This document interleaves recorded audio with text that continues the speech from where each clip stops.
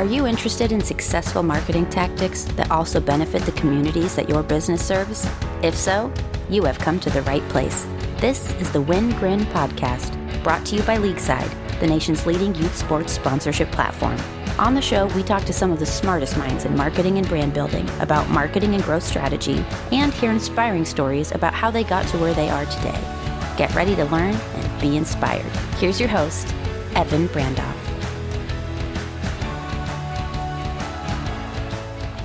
Hello and welcome to the Win Grin podcast. I'm your host, Evan Brandoff.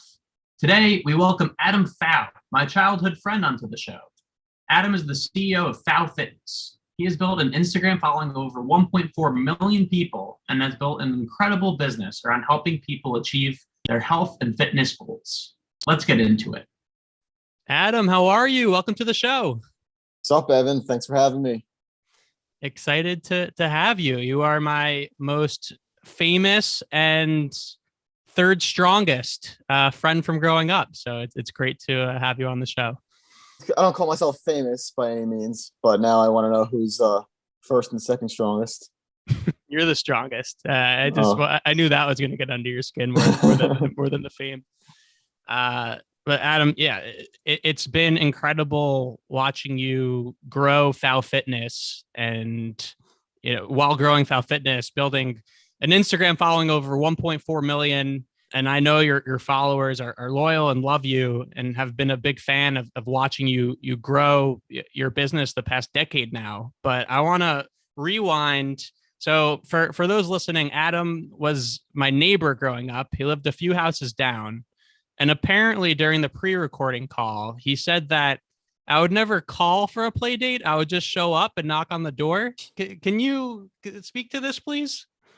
You don't remember that? It doesn't ring a bell?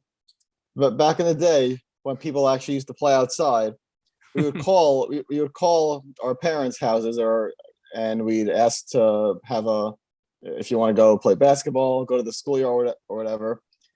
For some reason, you didn't believe in the phone though, so you would just ring people's doorbells and ask if we wanted to play. Which now, looking back on it, I give you credit because I wish people did that now, and no one does that now. But yeah, you were the guy or the kid that would ring the doorbell. You didn't believe in the phone. I did hate the phone, but I also wonder if subconsciously I knew there would be a higher conversion rate if I just went and knocked instead of calling. Definitely. And you could ask Mark too, because I guarantee he would back me up on the ringing the doorbell. That's funny. Yeah, I like, it's an interesting thing reflecting back on it. Like, yeah, I definitely did do that, but I have no idea why I didn't just call more often. But I assumed your mom was just on the phone and it was taken, so you had no other choice but to just run outside. That's 100% true. She was always on the phone. I thought so. No cell phones back then, so it made sense. So it was a lot of backyard baseball that we used to play. And then in high school, it evolved into going to the gym, which I think I joined you for the first couple of workouts at where were we going? Gold's at the time, or Powerhouse? I remember a few distinct workouts. I know I took you to Bev's Powerhouse, which is still where I go now. But I remember you did take me to, I think it was Sport Time at the time. Then it changed to Synergy. I remember you took me there once. But I know we definitely worked out at least 3 or 4 times together. And I'm proud of myself that I had a gym that I was able to take you to. I was like 17. I didn't know what I was doing back then. I mean, you thought I knew what I was doing, but I didn't know what I was doing. But I guess I was the expert between us. I think I was like, I must have been 17. So at 17, that's when you first started getting into weightlifting, right? Even earlier, 15. 15. Well, what was the initial impetus of getting into it? Well, I played baseball in the beginning of high school, middle school. Then around like 9th grade, I stopped playing baseball. I wasn't really active at all anymore. And my mom was getting concerned that I wasn't doing any physical activity. So she suggested that I join the gym. So I did that. I joined with it wasn't you, it was I don't know if I should say his name on this or not, but his first name, Alex. We joined together and we would go to the gym like 3 days a week after school. And what my mom didn't realize was I kind of secretly always wanted to join the gym, but I didn't want to really admit that because I felt like admitting that is like, I don't know, I was self-conscious. I didn't want to admit that I wanted to improve my body. So when she suggested it, I kind of took that and ran with it, and I never stopped ever since. And side note, important context, Alex, Adam, and I were on varsity bowling together at this time. So it was paramount for us to go to the gym in order to get big. Bowling was actually, I don't consider bowling a sport, but if you want to call it a sport, it's probably the most conducive sport to working out because it takes absolutely no energy out of you, and you could easily do it on the same day. There's no interference whatsoever.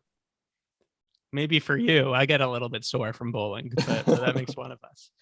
So started working out at 15. I mean, you got pretty big pretty quickly, arguably too big. And I know you've made some blog posts or some posts on Instagram about this, about not bulking too quickly.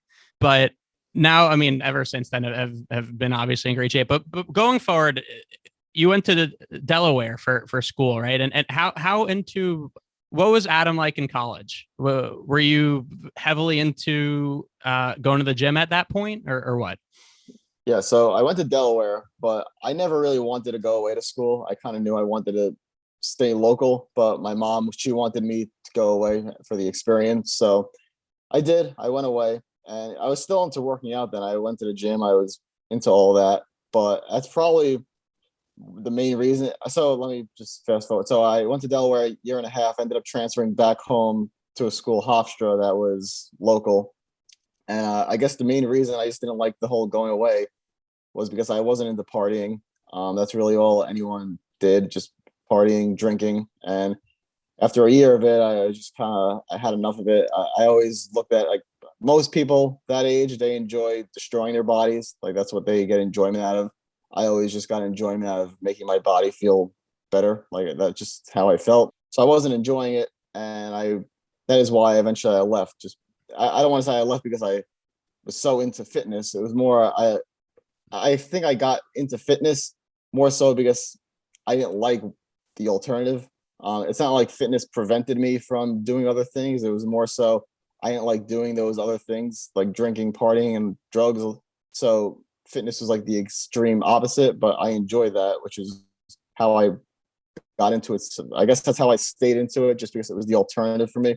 But I don't think it was the other way around, where fitness prevented me from doing other things. Right. That makes sense. So you transferred to Hofstra, graduated college, and then what happened next? So I graduated undergrad with a business management degree, got a job working for Geico for 2.5 years. Didn't like it, but I did well. I was like promoted very, very quickly. And I got to a point there where I was like, all right, what's next? I don't want to be here the rest of my life. My job there involved working with a lot of attorneys, and I kind of felt like I was equally as smart and capable as the attorneys I was dealing with on a daily basis. Law school was something I was always interested in, so I decided to leave there and went to law school. Got a full scholarship, went back to Hofstra, and that was the plan at the time. I was going to hopefully be a lawyer, potentially working with similar insurance-wise what I was doing, but getting paid more and having more responsibility as a lawyer rather than just an employee. Makes sense. So you were going to law school, and is that when you started your Instagram account, or at least started posting fitness related content? Yeah. So while I was in law school, I think even right before law school, I saw people using Instagram I saw them blowing up on Instagram. People that were really just like me, growing well on Instagram, making money in fitness. And I was like jealous of them. I was looking at them like, why are they able to do this and I can't? Like, I'm just as capable as them. Why am I not doing this? And I was start getting angry and like jealous of them. And then I start looking at myself and I'm like, well, you're not doing it because you're not doing it. Like, you can't, no one's going to hand this to you. If you want to make something of it, take advantage of social media the way they are. So I started posting on Instagram, and my page started growing, and it started growing more. And I became getting like absolutely obsessed with how it worked and making content and posting and figuring all that stuff out. this is probably like the first year of law school. And What year is this? this is 2015, 2016, probably 2016. So my page is growing. It's growing. At this time, Instagram was different than it is now. It was definitely easier to grow. The algorithms changed, but at the time, I would say I figured it out. I was like I said, I was obsessed. I was all day trying to figure out how it works. 10,000 followers, 50,000, 100,000, and before you know it, I'm at a point where I saw a lot of potential, and I started having the thought while in law school, if you handle this right and you capitalize on this correctly, there's a good chance that this could actually work out and you might not actually have to be a lawyer. So that thought was very motivating.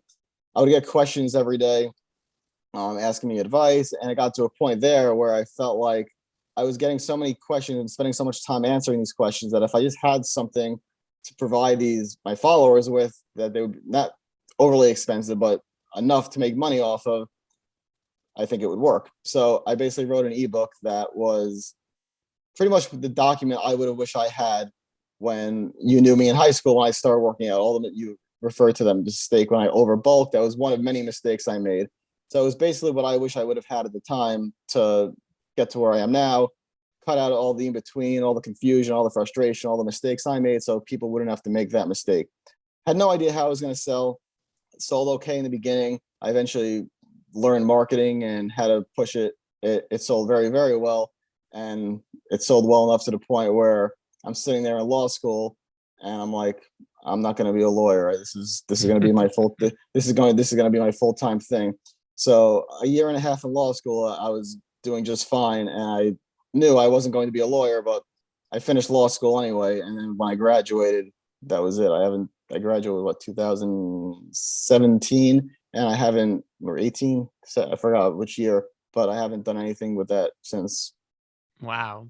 The ebook, and by the way, we could drop the ebook in the notes. It's incredible. It really is just a simple, it's only like 15 pages, right? It's like 40 now, I think. But I mean, I don't even sell direct. I mean, you could still buy it. I don't even sell it directly anymore. I just include it in my membership subscription now. But I wrote that for a long time. Interesting. So a year and a half into law school, you dropped out because you knew. Well, I didn't drop out. I did graduate, but I mentally dropped out. But I was still in the top 5%. Just because I had these thoughts, I was still doing well. I honestly felt like law school provided me enough free time to do all this stuff. Other people in law school, they're complaining that they have no free time. But I thought when you come from the real world, working a job that you don't like, and now you're in school, it's a completely different mindset. So I thought I had all this free time, and that's how I was able to do all this stuff on the side. That's interesting. And also, yeah, I know a few people now that have gone to law school after working for a few years, and they all feel that way, which is a topic for another time of when is the right time to go to law school or get a graduate's degree. But it sounds like for you, it was great doing that after a couple of years of working at Geico. Yeah, I mean, I think if you go straight from undergrad, you're burnt out with school, so you have a different mindset. Once you go to the real world, you miss school and you appreciate it a lot more. So I think you have a different mindset. So, I mean, everyone's different, but that was at least how I felt. So initially, when you were building your Instagram audience, you said you became obsessed with the algorithm and it's changed over time. But in the beginning, was there a certain follower account that if you can get to a certain follower account, then the snowball effect will happen and you'll just organically be able to increase? So I know the exact post. I remember what happened. It was a Transformation Tuesday used to be a thing. So on Tuesday, people would post like transformations, and there was one particular one. It was a picture of me when I was 16 with my sister when she was 12, and then it was a more recent photo of us how we look now. And the picture, I didn't even know what viral meant, so it went viral for the first time. And you know when something goes viral because I had like 3,000 followers when I posted it, and by the time like the traction of that post was done, I had like 8,000. So I grew like 5,000 followers from this post, and that it was like a drug. I'm like, oh wow, that was powerful. How do I do that again? So I spent my time trying to replicate that. So the following Tuesday, I did it again with a different before picture of me and a different after picture of me, and it happened again. and it went viral. I gained another few thousand. I'm over 10,000 followers, and I just kept trying to replicate that kind of post because that's all I knew at the time. So now those posts don't necessarily do what they used to do, but that thought process is basically what got me going. You try something, it works. You try to replicate, you try to copy it. You try something else, it doesn't work. You scratch that. You try something, you just keep trying different things until they work. But your question was about a certain number of followers. I wouldn't say it's necessarily a number of followers, but you do get to a point where I guess you see. Well, I guess when I hit 50,000, that was when my dad said to me, he's like, we were at a Yankee game, and he's like, you do realize, if you look around, you basically have this entire stadium following you.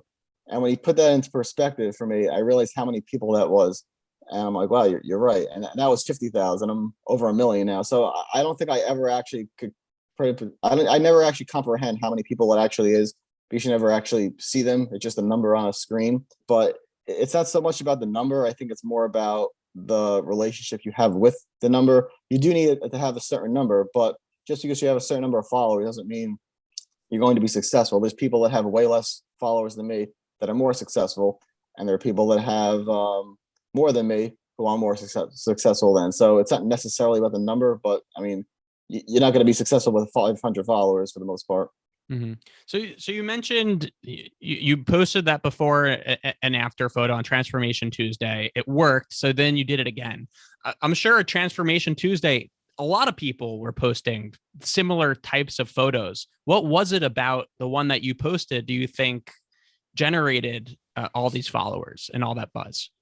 Well, I don't think I'm the only one that capitalized, and I think there were a lot of people that would post similar things. I think the difference was, I mean, that one post, for some reason, if I post my sister, I think seeing the two people and a decade apart, I think that's noticeable. It's a little more powerful than just seeing, oh, this was me 2 months ago. This is me 2 months. Like, it's like 10 years with two people. I think that's and family, for some reason, that's more powerful. But no, I wasn't the only one that was able to capitalize on it. I think the biggest difference was, like I told you, that doesn't work now, and it didn't work a year after that. So people, they kind of, I guess I got lucky when it happened, and other people got lucky. But the thing is, when their luck runs out, they stop. Once it's no longer easy and they have to actually put in thought and effort into thinking of something else, that's when they give up and they kind of drop off and they disappear. Whereas that never happened to me. I found other things that worked, and I just kept evolving and changing and figuring out what's next. Well, Brittany, if you're listening to this episode, I'm pretty sure Adam just said a lot of his success is due to, in part, to you. So you should be asking for a part of his proceeds going forward. Yeah, I don't think she's listening. Fair enough. So your first. My mom will be listening, though. Hi, how are you? So going forward, you graduated law school. Did you ever get another job after law school? Yeah. Well, I was working part-time for a law firm while in law school, but I quit that, I think, before I even graduated, and that was the last real job I had. And once you introduced your ebook to the market, how much of your focus was selling more ebooks, and how much was it just growing as large of a social following as possible? So when I first launched it, I never expected it to be like a full-time thing. I just was getting tired of getting so many messages from people asking me questions that I knew I could answer and get paid for, and answering for free. So that was really my main focus. I just wanted to be able to send it to people. I don't even believe I marketed it when I first launched it. Looking back, I was very stupid with that. So back when I first launched it, that wasn't really a focus. I just wanted to have it to help people. But my main focus was really just growing the page, because I didn't really know what I was going to do with it. I just knew that having the following at some point, it would be very beneficial. So growing was always the main focus. At some point, the ebook, I realized, I don't know when it clicked, but I realized like my marketing sucked, and I could easily sell a lot more if I just like tried. So I started posting reviews, testimonials, ads for it. And at that point, I started selling like 10 times more than I was. And it was basically 75% more of my income for years. It did better than I ever could have imagined. And it would still be selling now, but I launched something that I think is, well, I know is better. So it's not my main thing anymore. What did you launch? It's an online training platform with an app, and the app is just much better. And you still get the ebook, but it's basically it's like an updated version of the ebook. It's like a app. It's like my ebook in digital form, I guess you could say, where everything is all done for you, rather than reading the book and having to put together your meal plan yourself, put together your training yourself. I do that all for you, and it's all accessible on an app with tutorials and visuals, and it's a lot more. It's a lot easier to handle for people that don't feel like reading a book. And the app is great. It walks you through. You get to watch a video of Adam for every single workout you do, which is always great. People love that. And then nutrition planning as well. So how long has the app been in the market now? July, so it's about 7 months now. When did you first have the idea to build this app? Years ago, honestly. The only reason I waited so long was because the ebook was selling well, and I was always scared to launch something else that was going to compete with the ebook. And I wanted to wait for the ebook to really die down, because I was scared I would launch this, it wouldn't do well. The ebook would stop selling too, and now I'm stuck with nothing when I had a good thing going. So I really had the idea of 2018, 2019, but I didn't start actually working on it till later on. I wish I did it sooner. I was kind of paralyzed by the success of the ebook. I just never expected it to do as well as it did for so long. So it kind of held me back from doing more. But eventually I realized the ebook just felt a little outdated. And I felt like I needed to get ahead of it now before they're so outdated. So I want to get into the app. I find it fascinating that you were able to build this app, and I want to understand your go-to-market and how you've been acquiring customers. But one last question on the ebook. You mentioned that not at first, but you started marketing the ebook, and that's when it started taking off. What was your marketing strategy? So it all started with just one person sent me a DM of like a testimonial, just telling me that it helped, before and after picture. And I looked at it and I'm like, I should put this on my Instagram story. And I put it on my story. And that one day I sold way more than I ever sold before. And it just hit me. I'm like, why was I not doing this before? So from that day, I remember I was sitting in a environmental law class when I opened my phone, I saw the testimonial, and I put it on my story. So that day is when I started doing it. And from that day on, every day I'd be posting testimonials. And I guess people, they like to see themselves on my story. So all the people that bought my book who had results, they start seeing other people on my story. They want to be on my story too. So at that point, every single day, I would get so many testimonials, before and after pictures. And I have like a folder on my phone of hundreds of those. So that's all I was really doing. I was just showing legitimate testimonials from people. And I was just posting those on my story, putting them on my page. And that's really all I did. So when you say you started investing in marketing, you're just speaking. I use the word investing because I didn't really spend much money on marketing at all. It was really just using my page, which is why I said before, I knew having the following eventually would turn out to be beneficial. That's incredible. So what I meant by investing is you were investing your time, you're into marketing, but it was all totally organic, being able to get as many downloads as you did. Pretty much, yeah. That's incredible. Can you give us a sense with your best performing day? How many ebook downloads were there? It has to in like the mid hundreds, I guess. That's incredible. That is amazing. So much of this is due to you posting consistently good quality content. Yes. So I think that's the most important part. I think a lot of people, they take their audience for granted. They post a lot of crappy ads and from sponsors, and you start losing the trust of your followers when they don't know if you're just posting something because you're getting paid or you actually believe in it. So if you notice my page, there's very, very, very few things I'll ever push. I'm with Legion, a supplement company, and then I basically push my own stuff, and that's it. And it's not because I don't get reached out to by other companies.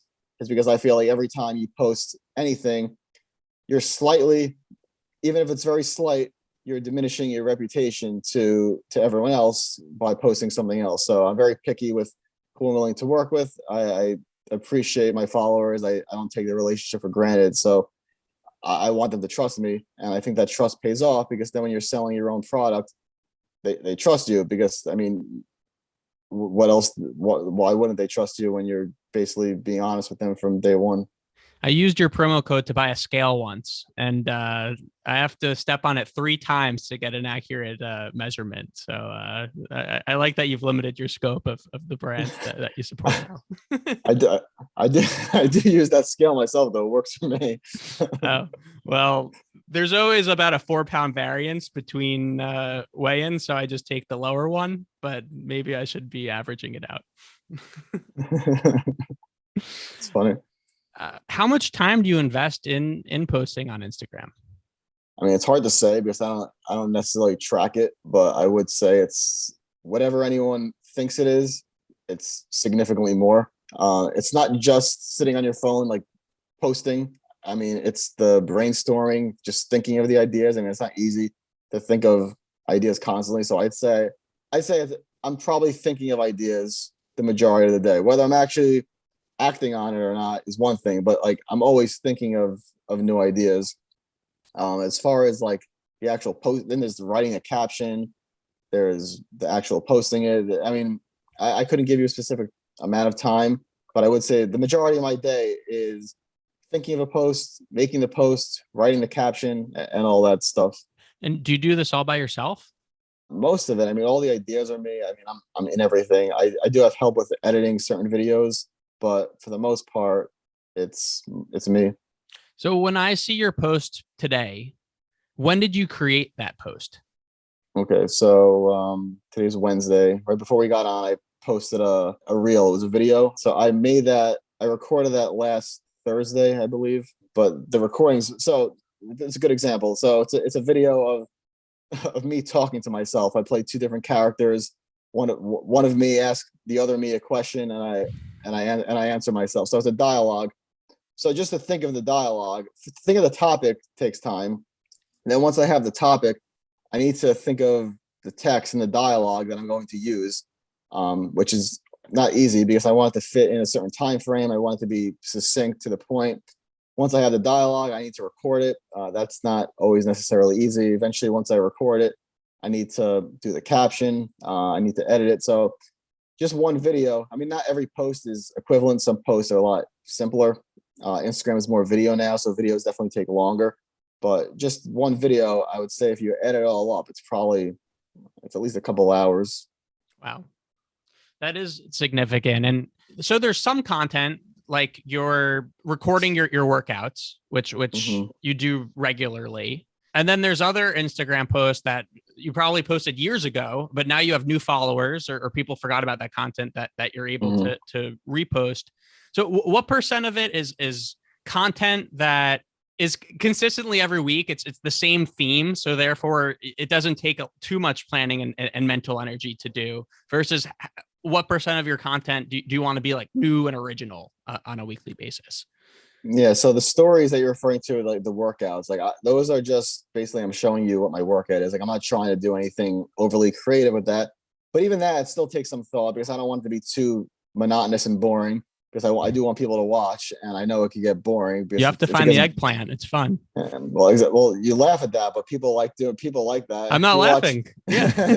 And if you watch other fitness people, they think they're the center of the universe, and people just want to watch them no matter what. So they don't put in any effort to make their stuff somewhat entertaining. They're just like, oh, it's me. People want to watch me. I don't think that at all. I think I'm like, I don't know why people want to watch this, so let me at least try to make it as entertaining as possible. So the workout stories, I wouldn't say I don't put too much thought into that. That's more just showing my day. As far as the posts, like you said, the reposts, that's always a delicate balance, because there's a few factors. There's one, what you said, new followers are following me right now. They obviously didn't see posts from 6 months ago. Also, the algorithm is always changing with reach. So every time I make a post, it's not being seen by all my followers. It's only being seen by a small portion of them. So just because I posted something 6 months ago, between the people that followed me that just didn't see it, the new people now that didn't see it. I can make a post today that I made 6 months ago that most people who are now seeing it didn't see it the first time. Then you, of course, look at the people that are like, oh, you reposted it. But it's like, for every one of those, I get messages every single day. I get people asking me a question about a post that I literally made the day before. So they're asking me a question, and even they didn't see the post that's literally sitting on my page, answering their questions. So it's a delicate balance, but no, you definitely have to repost, because again, you're only doing yourself a disservice by not recycling your content you worked to create, and you're doing your followers a disservice, because the truth is they didn't see it. And even if they did see it, it was 6 months ago. That you're not the only person they follow. They follow plenty of other people. They didn't remember your post necessarily. So no, you definitely need to repost. But as far as new content, I would say it depends. But like this week, for example, I guess like 5 of my posts would be new. And then depending on how much I guess that's like 50% new, 50% repost. But even the repost, a lot of times it's not the exact same thing. It's I'll update it, I'll tweak it, but I guess 50-50 is kind of what I'm looking at. I try to not repost for at least like 6 to 8 months though. So it's not like I'm reposting it every 2 weeks or whatever. Yeah. And I assume the reason you're reposting is because it was a post that got a lot of likes. It had a lot of engagement, and therefore you were doing your followers a service by posting it again to resurface it. Yeah, exactly. I'll make a post, and the first comment will be, "Oh, do a post on this," and I'm just thinking, well, I guess you didn't see last week's post when I did that. So I'm like, but it just reaffirms in my mind that okay, well, in 6 months you can repost it, because even people that follow you now didn't see it from last week. So clearly you could repost it again. It's a little different than YouTube, because YouTube has a good search function. So if you made a video on a topic and you search it, it's there. Instagram, there's no good search function. So like if I make a post on something, like even I won't be able to find it. Like I had a video that I posted a year ago on like my pre-workout warm-up routine, and people wanted to find it and they can't, because it's so hard to scroll down. I'm like, I'm sorry, I know it's there, but I'm not going to scroll down either. So it's just, they could definitely improve their search function. Speaking of YouTube, so I mean, I follow you on Instagram. That's the main channel I follow you on. What other channels, social channels, are you posting on? I mean, Instagram's the main thing. I mean, I have a YouTube channel, but I stopped making like real YouTube videos like years ago. I started TikTok, but it's not really any different than Instagram. It's really just the same thing as Instagram for me. So I mean, Instagram is really the main thing. Right. Has TikTok has that? Have you figured out that algorithm at all? You know, I can't stand TikTok as a career. I like it as like a user scrolling through it. I find it very entertaining, but as far as creating content on it, I don't enjoy it. I started the account like 3 years ago and then didn't touch it. And I should have done it sooner, because Instagram and TikTok follow a very similar cycle, where it was easy to grow when they started, and now it's not so easy to grow. So no, the thing is that I don't put enough effort into the TikTok. I really just take stuff that I posted on Instagram, put it on TikTok. If I really wanted to capitalize on TikTok, I would need to do stuff specifically for TikTok, which I'm just not willing to do right now. Yeah, makes sense. And you've focus is so important, and it's something that I've always admired is you're focusing on one social channel. You're focusing on one of your products that you're going to market with at a time. And I think that's why you've had so much success. Yeah, I mean, I do think diversifying is a good idea, but I think a lot of people with TikTok, the only reason they started TikTok was because they were struggling to grow on Instagram. So they started TikTok because it was easy to grow. So it kind of stroked their ego. They weren't really getting any benefit out of it, but it feels nice when you see your content being seen by people. So I understand why people do it, but it's kind of just, it doesn't actually benefit you just to keep bouncing around to stroke your ego. And you need to kind of get through the tough times and just get through it. Yeah. So getting back to the Pfau Fitness app, you had this idea for an app. Then what? What happened between having this idea for an app and actually having it live in the App Store? Yeah. So, I mean, I had the idea for a while. I basically wanted to basically, if someone came to me, or when someone comes to me and they want a training program, a meal plan, I wanted just to be able to give you what I want to give you I want to give you a product that's as simple as possible to help you reach your goals. You don't really need to second guess anything. You don't need to put any thought into it. Just here, sign up, take the plan. Here are the videos. Here's a meal plan. Just follow it. You'll get results. Like that. That's what I wanted. That's what the ebook is. But like I said before, the ebook still requires you to actually put the plan together yourself. I give you the knowledge. You still need to put the plan together. I wanted to make it even simpler. I wanted to actually give you the knowledge and give you the plan and make it as easy to follow. So that was the idea. And then it just basically, I did some research, found some companies, developers that can create the app. Once I had that, it was basically just a matter of recording exercise tutorials to put in the app, figuring out how I wanted everything to function and work together. And yeah, I mean, I'm not an expert in developing and all the app stuff. I have a team that helped me get that to in the app store and all that stuff. I'm just more, I'm the guy that put all the back end stuff together in terms of how it works, but I'm not the one that coded it and all that stuff. Literally and physically, right? Yeah. I mean, so you look at the app, it's all my programs, it's all what you get working with me and all that stuff. But I mean, I'm not the guy that actually physically went in the code and did all that stuff. Right. I was trying to make a back workout joke, but that missed. Sorry. How has the app been received by the market? It's good. So the thing is, I have an app, but it's not exactly just an app. So you'll see other people with an app, and the difference is their app, it's static. They basically upload their workouts, their diets, meal, whatever they want, and you can choose to follow it if you want, but it's not tailored to you. It's just basically what they decide to add to it, and you can copy them. I did not want that because I felt like I already provide that on my store. If you want to see what my workouts are, I give that to you for free. If you want to see what I'm eating, I show you that for free. This is a customized training program meal plan that comes with an app. So when you sign up for it, no two people are getting the same thing. You're inputting all your information, your goals, what you want to do, your height, your weight, all that stuff. And then you're getting a routine and a meal plan that's suited for you. So the things that you're following aren't just some arbitrary thing that I decide to upload that you're copying. Because again, I didn't want that. I wanted it to be tailored to you. So it's really more of a custom training program meal plan that's accessible on an app, not necessarily a training app, because there are training apps, but those aren't customized to you. The whole idea of this is it's customized to you. Yeah, and it truly is. Why did you decide to stop selling the ebook and include it when someone signs up for your service? I mean, I had a couple of reasons.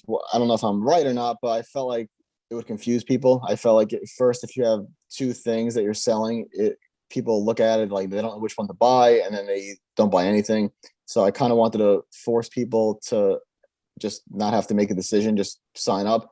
Also figure that by selling the ebook was $20, this is 25. I figured if you were going to buy the ebook for 20, you're like, hey, I might as well sign up for this. See how that is. If I don't like it, I'll just keep the ebook and I'll cancel after a month. And I'm basically in the same spot. And my hope was that you wouldn't cancel. But if you did cancel, I'm in no worse spot because you would have just bought the ebook one time anyway. Right. That makes sense to me. Adam, what is the most common question you get asked on from your Instagram or just in general, the most common question you get asked? Do you want to know the real answer? Yes. Does masturbation affect me building muscle? That's actually the most common question you get asked. That's the most common question. How often do you get asked that question? Daily, multiple times daily. What's the answer? I'm actually making a post on it next week because I got asked so much. I'm like, you know what? I'm doing a video on this. So next week I'll be making a video on this. Oh my gosh, multiple times daily. That's what people are asking you.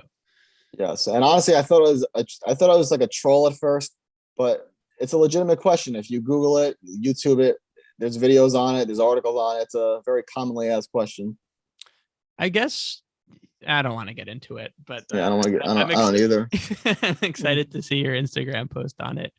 What is a question that people aren't asking that they should ask more? Yeah, so this is a big problem. People, they ask the wrong questions a lot of times, and they don't know they're asking the wrong questions, so they get the wrong answers. So a lot of times people, they don't know what they should be asking to get the answer that they're looking for.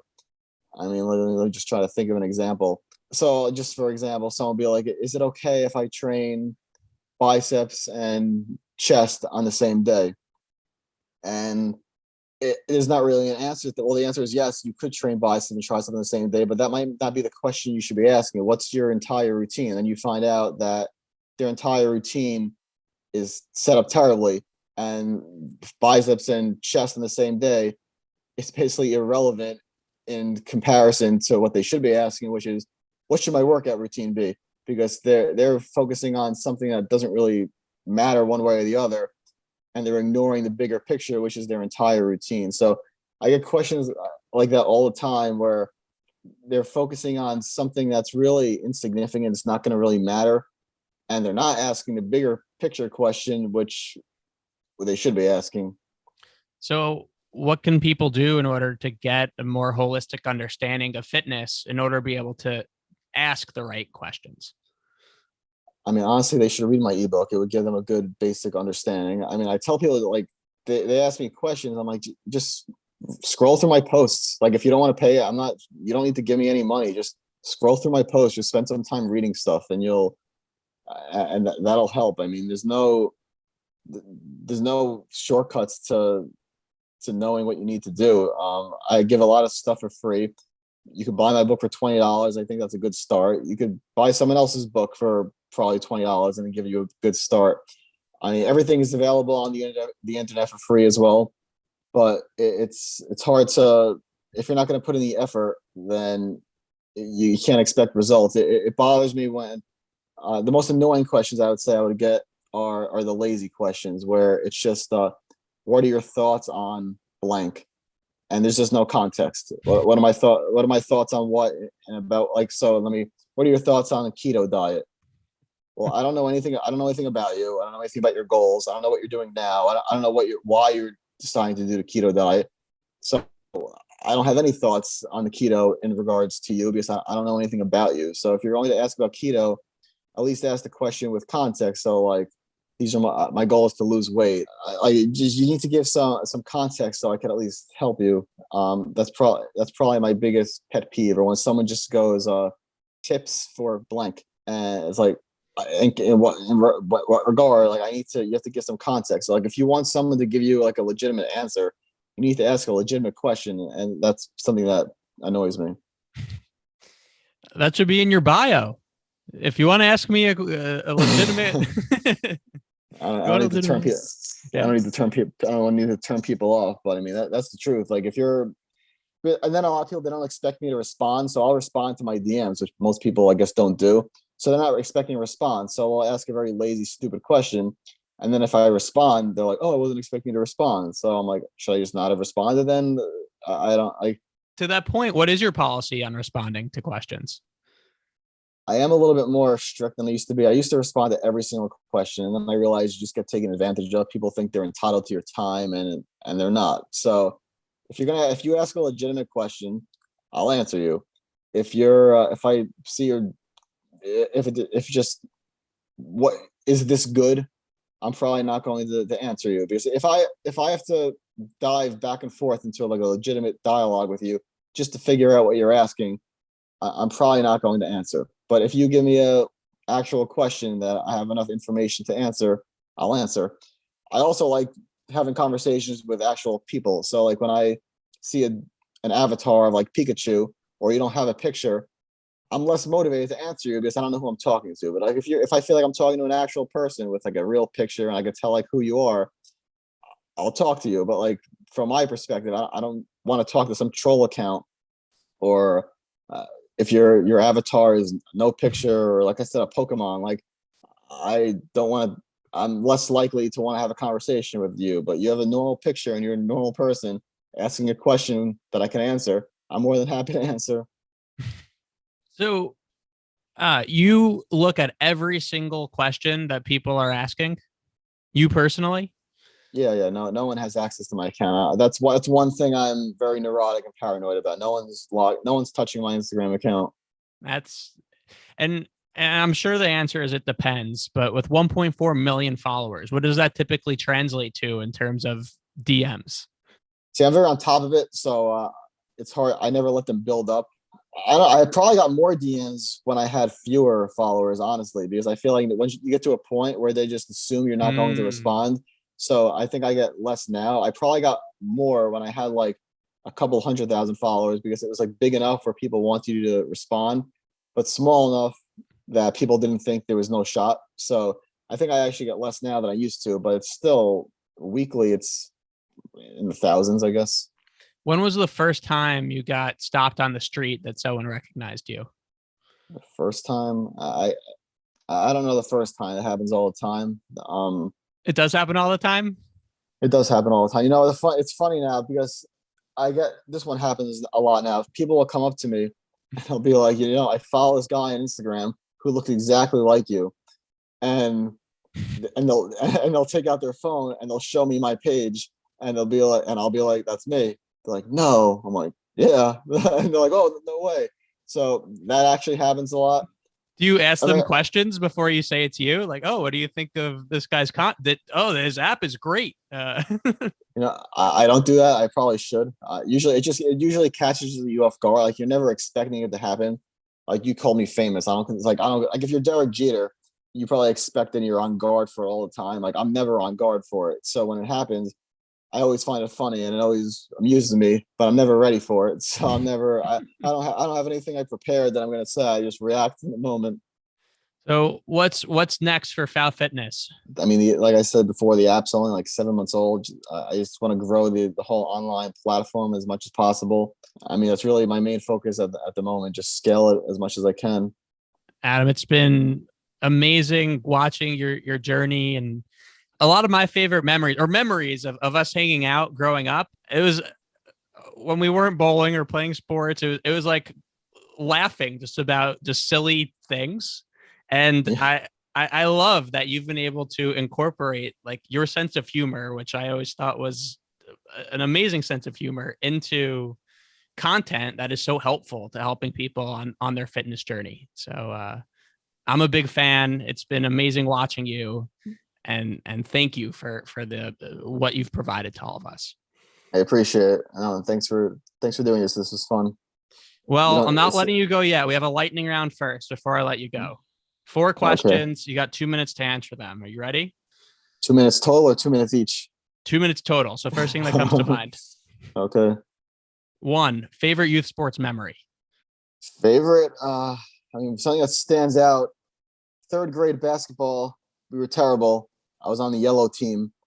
We wore colored shirts. We didn't win a game all year, but I hit a not quite half court shot, but almost half court buzzer shot. It actually went in, and the ref called it no good. And thinking back, he was probably right. It probably didn't beat the buzzer, but I was in 3rd grade. We didn't win a game all year. Should have given it to me. I love it. Jericho Athletic Association at its best. Yeah. Second question. When you were a kid, what did you want to be when you grew up? Depends on the age, but I guess I wanted to be a baseball player when I was younger. That's probably what I wanted to be. Fair. You were pretty good. You were okay. You didn't play with Mark and me enough. No, I wasn't that good. Third question. What is a brand whose marketing you admire most? You see that Coinbase Super Bowl commercial? You like that? I thought it was genius.